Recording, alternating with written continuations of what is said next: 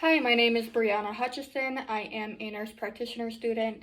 Today I will be performing the head, ears, eyes, nose, and throat, along with a skin and hair assessment as well. So first I would verify that this is my patient with a name and date of birth.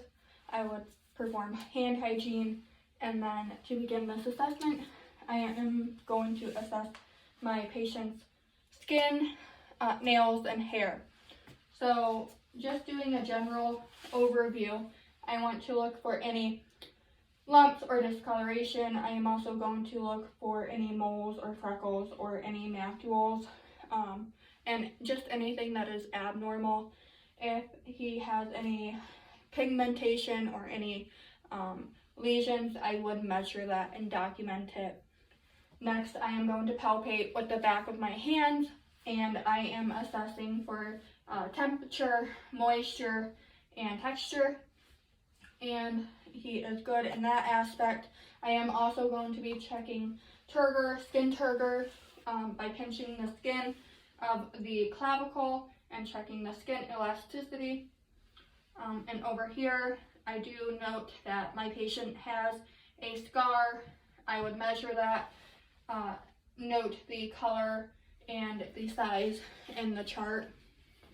So now I am going to inspect my patient's nails.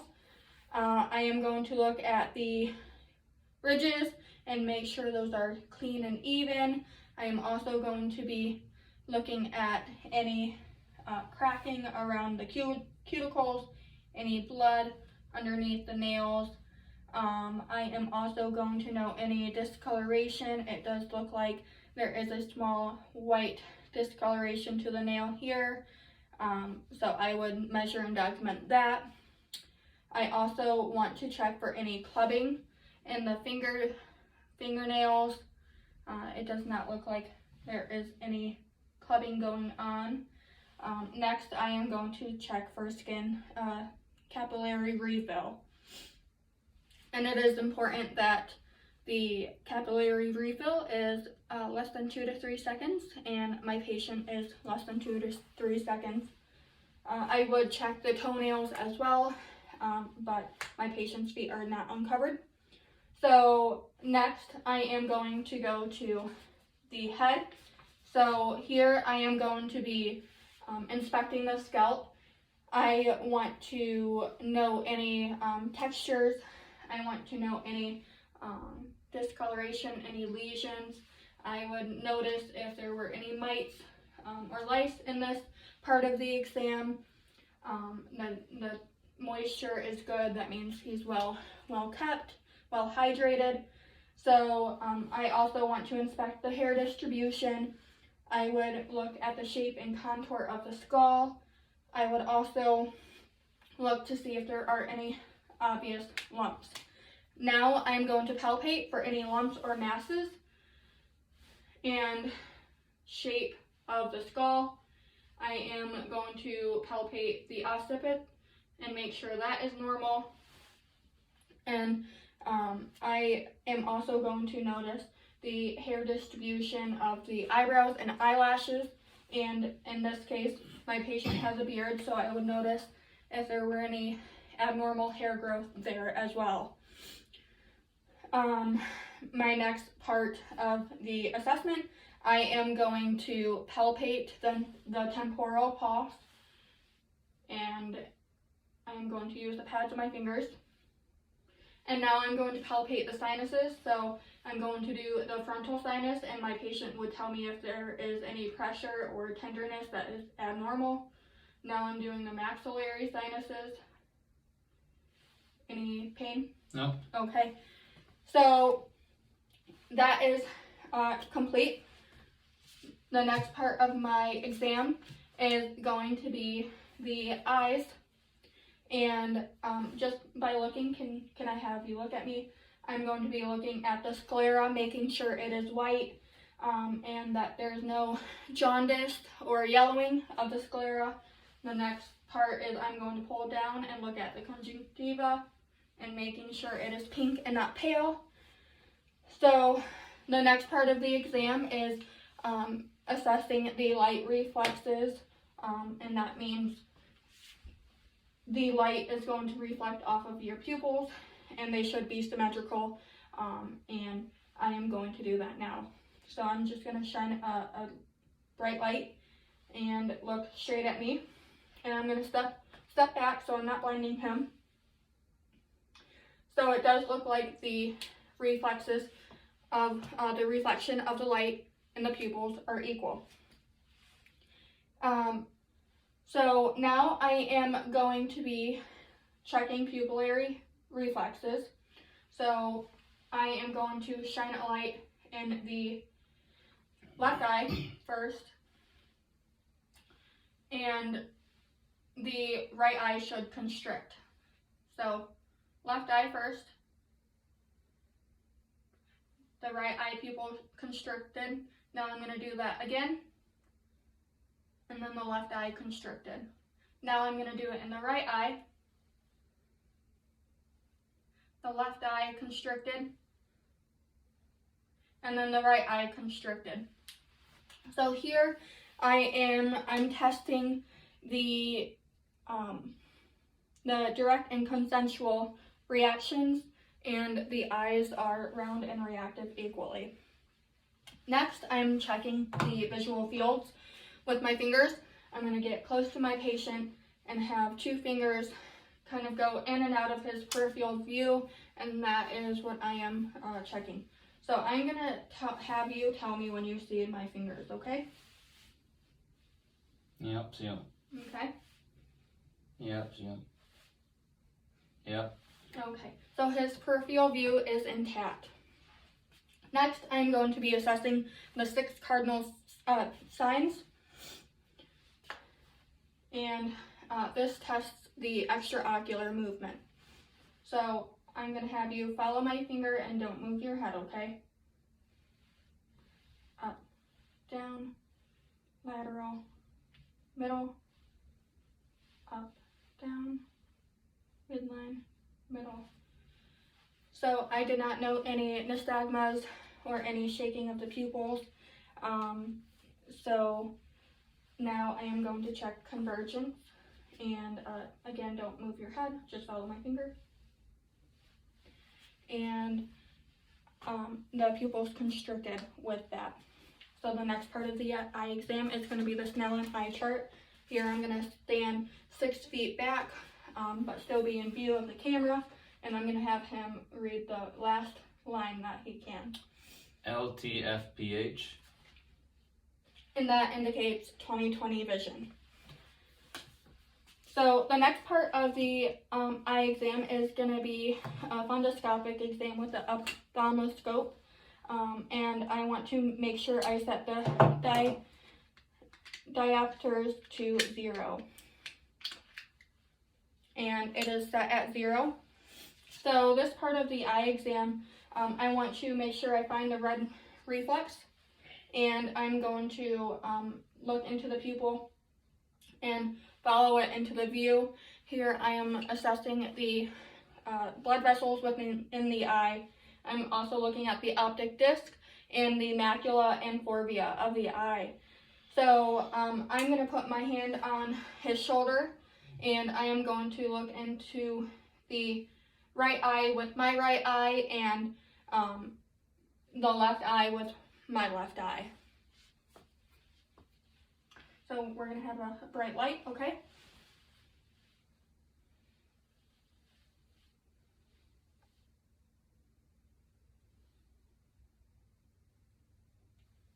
Okay.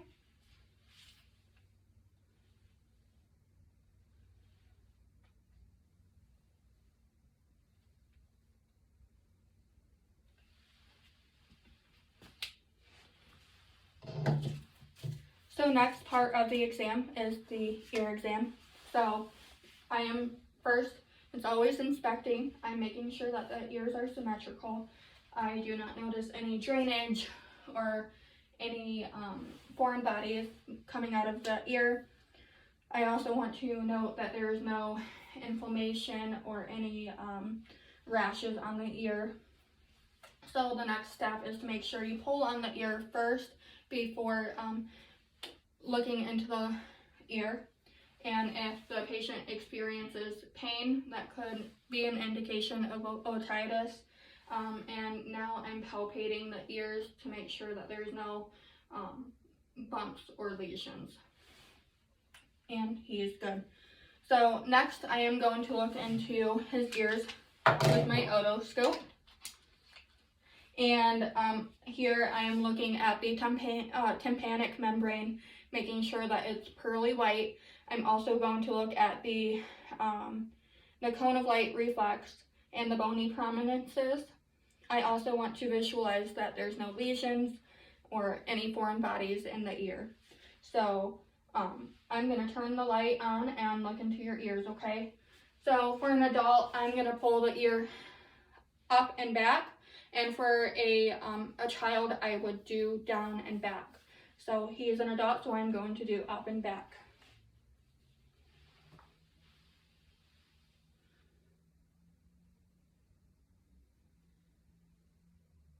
So there are no foreign bodies. Sorry about that, I tickled you.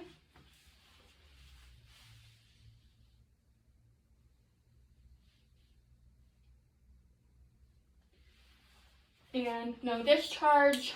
The color is pearly white as it should be. I did see the cone of light.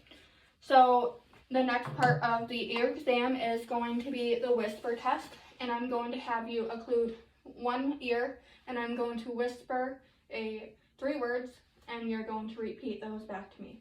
So I'm going to take a step back. Apple. Baseball. Fire truck. Good. And so I'm going to do the next ear. Apple. Fire truck.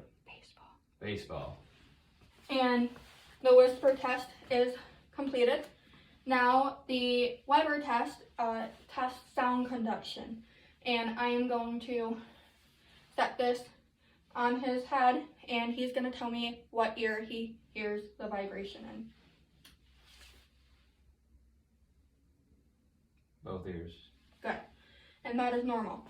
So now is the Renee test. So I'm going to do the same thing, and that tests bone conduction versus air conduction. So air conduction should be 2 times longer than bone conduction.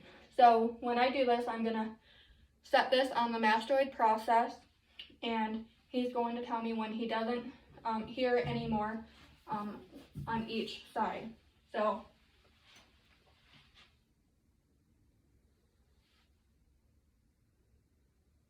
now.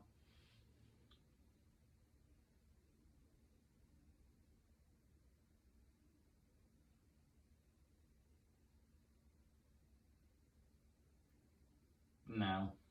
So the air conduction was 2 times longer than the bone conduction, and I'm going to repeat that process on the other ear.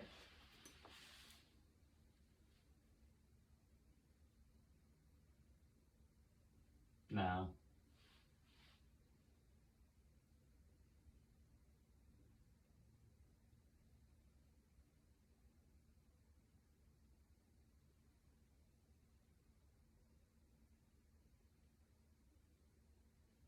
Now. Very good. So that is the Renee test. The next part of the exam is examining the nose. So first, as always, I'm going to inspect, make sure that the nose is symmetrical, and look for any lesions, bumps, bruises, anywhere, or any deformities. So now I am going to look into the nose. You don't really need to put the tip in very far because the nose is very vascular. So I'm going to have my patient tip his nose up, and here I am looking for any polyps, any septal deviation. I am looking at the mucosa, turbinates,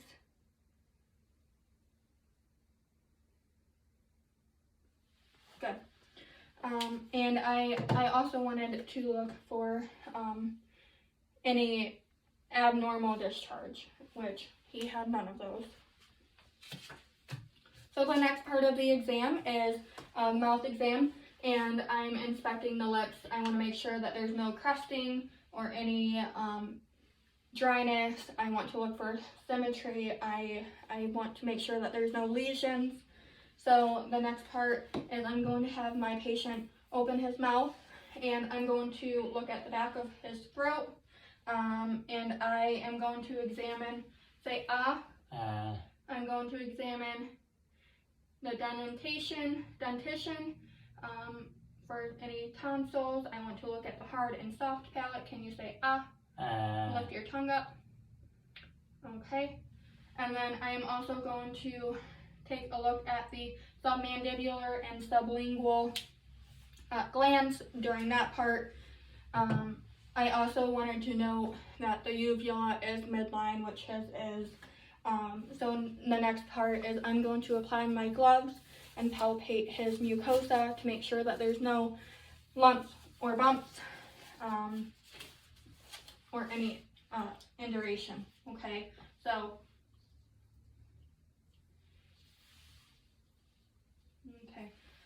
no lumps, bumps, or indurations or any inflammation in those submandibular and sublingual glands. So the next part of this exam is the throat inspection. So I'm going to be inspecting the neck, making sure that the trachea is midline. I want to make sure that there's no lesions or bumps. I also want to make sure that there's no red lines down the throat. So the next part is to palpate the lymph nodes. So I'm going to palpate with 3 fingers, with the pads of my fingers, pre-auricular, and go in a circular motion, post-auricular, submandible, submental is underneath the chin, and tonsillar, anterior cervical, posterior cervical, and then to inspect deep cervical, I'm going to have him turn his head, and I'm going to go along the sternomastoid muscle. And typically you wouldn't feel these because they are deep, but if they do have one, you could potentially feel it. You want to make sure that the lymph nodes are normal. If they are pea-sized or larger, you would take note of that. And the lymph nodes should be movable. So next, I'm going to palpate the trachea, make sure it is midline and it is movable. The next part of the exam is to palpate the thyroid. So for this part, you want to be behind your patient and locate the cricoid cartilage, and the thyroid gland should be right there. And then I do not feel any lumps or bumps. So I could have my patient take a drink of water, but in this instance, I'm just going to have him swallow. Can you swallow for me? Okay, so it went up and down. I did not feel any bumps when he swallowed. So the next part, I would auscultate each side of his thyroid, but I did forget my stethoscope at work, so I would use the bell of the stethoscope if I had it, make sure that there's no bruits, and if there were a bruit present, that could indicate Graves' disease. And so my last part of the assessment of the head, neck, ears, nose, and throat, I would have my patient look up, look down, look side, look other side. Any pain? Nope. And that tested range of motion. So with that, I am complete with my exam, and thank you.